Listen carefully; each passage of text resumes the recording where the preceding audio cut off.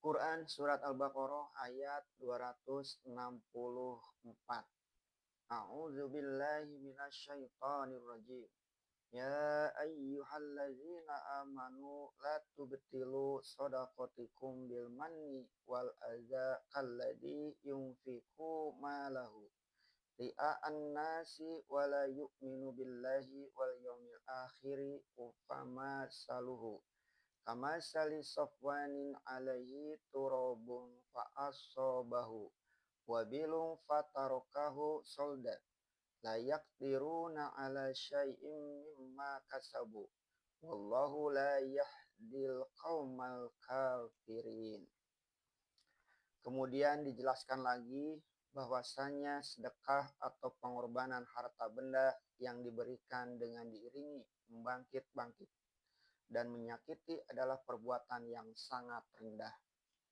Wahai orang-orang yang beriman, janganlah kamu rusakkan sedekah kamu dengan membangkit-bangkit atau menyakiti. Terlebih dahulu Allah menyebut tuah dari manusia yang diseru dengan ayat ini, yaitu orang yang beriman. Dengan menyebut itu terlebih dahulu, dapatlah orang merasakan kalau dia mengaku beriman. Membangkit-bangkit dan menyakiti pihak yang diberi sedekah adalah merusak sedekah itu sendiri.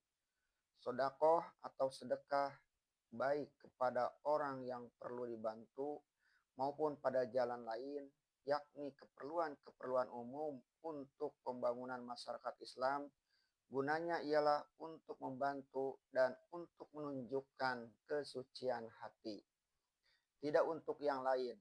Maka kalau dimulai membangkit-bangkit atau menyakiti, niscayalah habislah arti sedekah itu. Lebih baik tidak memberi tetapi dengan budi yang baik daripada memberi tetapi dihamun, dicercakan. Maka kalau telah ditentukan oleh Allah sedekah itu telah rusak karena dirusakkan sendiri oleh yang memberikannya dengan membangkit-bangkit dan memaki, apa artinya lagi? Sebagaimana orang yang membelanjakan hartanya dalam keadaan ria terhadap manusia dan tidak dia beriman kepada Allah dan hari kemudian. Dengan lanjutan ini sudah terang bahwa membangkit dan menyakiti orang yang diberi bukanlah sedekah orang yang beriman, melainkan sedekah orang yang ria, yaitu orang beramal karena mengharapkan pujian dan sanjungan dari manusia, mencari nama dan sebagainya. Dia memberi bukan karena Allah, melainkan memasang reklame, terutama sebagaimana di zaman kita sekarang ini. Surat-surat kabar dapat menyiarkan berita si anu menderma sekian juta. Orang seperti ini sederma bukanlah karena percaya kepada Allah dan hari kemudian. Sehingga kalau datanglah orang di satu waktu memohonkan bantuannya, tetapi tidak akan tersiar di surat-surat kabar, tidaklah dia akan memberi. Dan kalaupun diberinya, hanyalah pemberian yang menambah sakit hati saja. Untuk perbuatan foya-foya, dia berderma 10 juta dan langsung masuk ke surat-surat kabar. Sedangkan untuk mendirikan sebuah rumah sakit dalam dakwah Islam diberinya saja 500.000 rupiah. Itu pun dengan berjanji berulang-ulang dan dijemput berulang-ulang. Kalau namanya kurang tersebut, dia pun membangkit-bangkit mengomel sebab dia memberi hanyalah karena ingin dipuji. Kadang-kadang pula dia memberi bantuannya karena hendak memasukkan pengaruh kepada orang yang diberi. Dia menyangka bahwa pemberiannya itu bisa membeli perasaan dan harga diri orang lain. Apabila uangnya sudah keluar, mulutnya pun nyinyir. Dan kalau dia tidak diangkat-angkat, dia lekas sedih hati. Ini semuanya adalah perangai dari orang yang beramal karena ria. Dan orang-orang yang menjadi pemimpin umat atau ulama-ulama yang tahu akan harga dirinya lebih baik menjauhi orang yang seperti ini. Orang begini menyangka bahwa dengan kekayaan uangnya, rumah indahnya, kendaraannya yang mahal, akan dapat dia menguasai segala sesuatu. Dia tidak paham bahwa di samping harta benda ada lagi sesuatu kekayaan yang pada dirinya sendiri tidak ada, yaitu kekayaan jiwa. Perumpamaan orang ini adalah laksana satu batu tandus yang di atasnya ada tanah debu, lalu dia ditimpa oleh hujan lebat, maka jadilah dia licin. Suatu perumpamaan yang amat jitu dari Allah. Hati orang yang seperti ini diumpamakan dengan sebuah batu besar yang tandus, yaitu yang walaupun ada tanah di atas datarannya, hanyalah tanah debu di bawah angin. Karena itu, tumbuh-tumbuhan yang tumbuh di atas tanah sehingga itu bukanlah tumbuh-tumbuhan yang bisa berurat ke bawah, sebab yang menanti di bawahnya hanya batu belaka.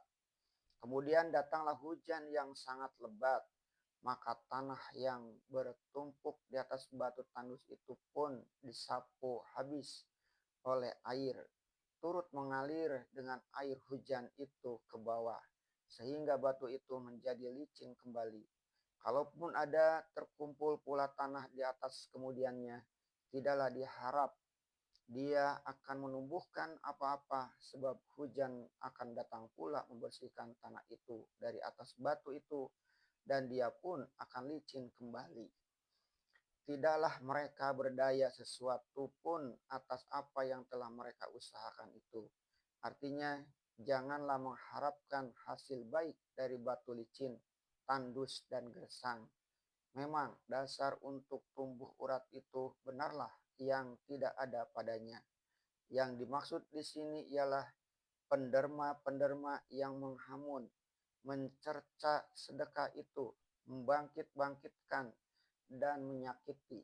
Walaupun berulang-ulang dia memberi sedekah, samalah saja dengan berulang-ulang tumbuh rumput di atas tanah yang disinggahkan angin di atas batu gersang tadi.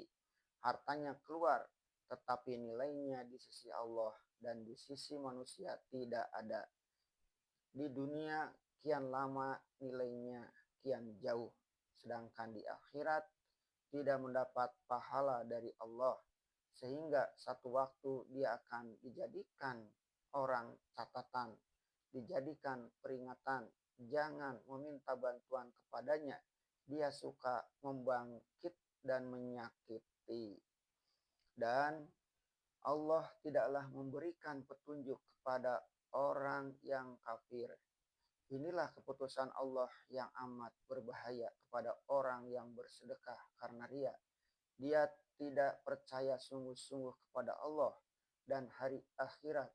Sebab itu bukan pahala dan Allah yang diharapkannya, melainkan pujian manusia.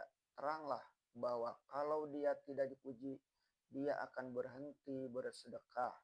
Walaupun dia mengakui beragama Islam, sudah sama saja keadaannya dengan orang yang kafir. Dia kian lama, dia akan kian hanyut. Petunjuk tidak akan datang. Sebab itu harta bendanya tidak akan membawa berkah baginya.